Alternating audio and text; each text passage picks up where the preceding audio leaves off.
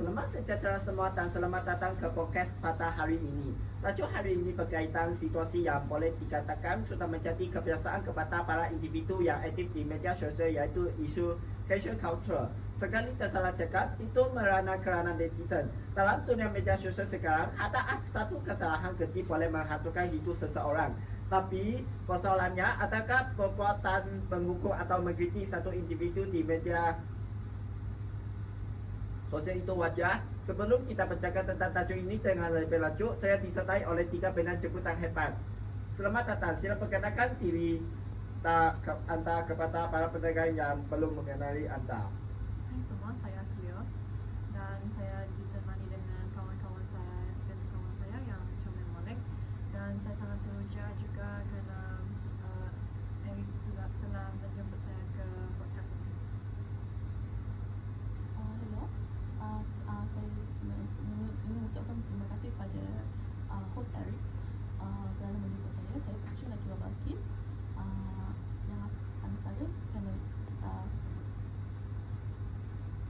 Halo semua, saya Irfana. Saya amat teruja dapat bersama 2 panel hebat, Putri Najibah dan Cleo. Terima kasih juga kepada Eric untuk atas jemputan ini.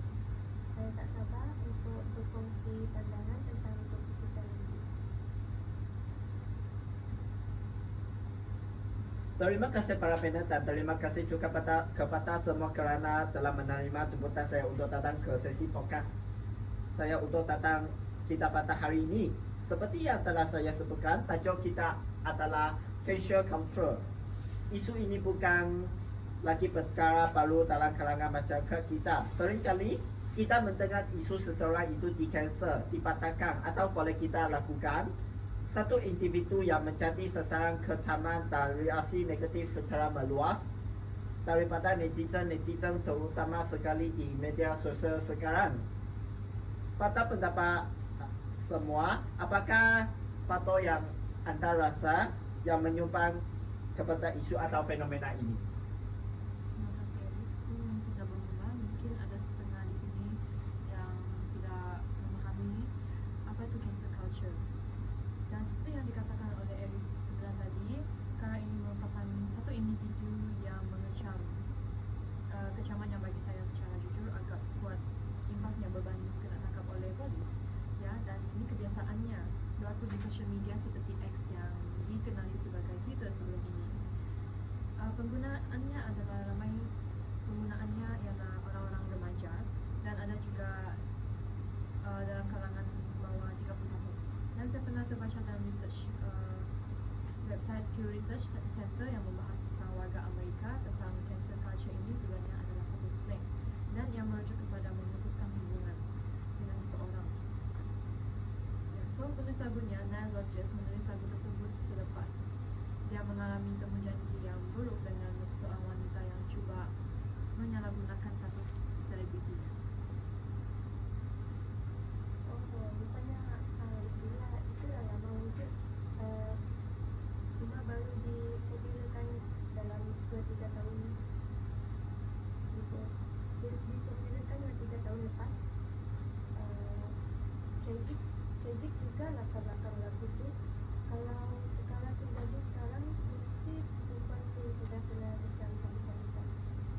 saya nak explain macam Tak apalah, saya jadi penonton saja. jangan jadi keyboard warrior. Berbalik pada soalan Eric tadi, bagi saya antara punca utama berlakunya cancel culture is disebabkan media sosial semakin berkembang dengan luas. Sebagai contoh, Facebook telah mempunyai 22 juta pengguna dan Twitter ataupun X sudah mempunyai 5 juta pengguna. Dalam sekali mata je satu klip video atau satu tweet akan tersebar dengan luas yang boleh mencetuskan reaksi berantai ataupun chain reaction terhadap netizen yang bertindak berdasarkan emosinya. Bagi individu yang terlibat yang dikanselkan akan menyebabkan mereka berhadapan dengan netizen ataupun trial by the internet yang tidak dapat membela diri akibat kecaman netizen, supaya dengan dan netizen tersebut akan jump to a hate train without without any tanpa sebarang bukti untuk menjustifikasikan perbuatan mereka. Saya setuju ramai yang nak tunjuk diri woke dan tentang isu semasa, tapi sebenarnya terselip unsur dengki dan ketidakpuasan hati. Dibungkus dengan alasan moral kononnya nak ajar orang. Kadang-kadang selebriti pun jadi pucat bila kita ada pengaruh besar. Setiap silap kecil diperbesarkan walaupun tanpa niat buruk, terus dituduh tak sensitif atau tak bertanggungjawab.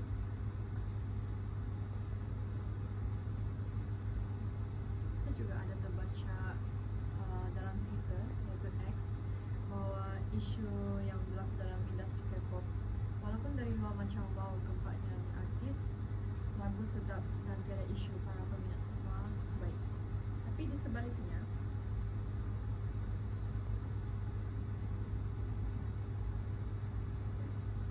Kat Salah.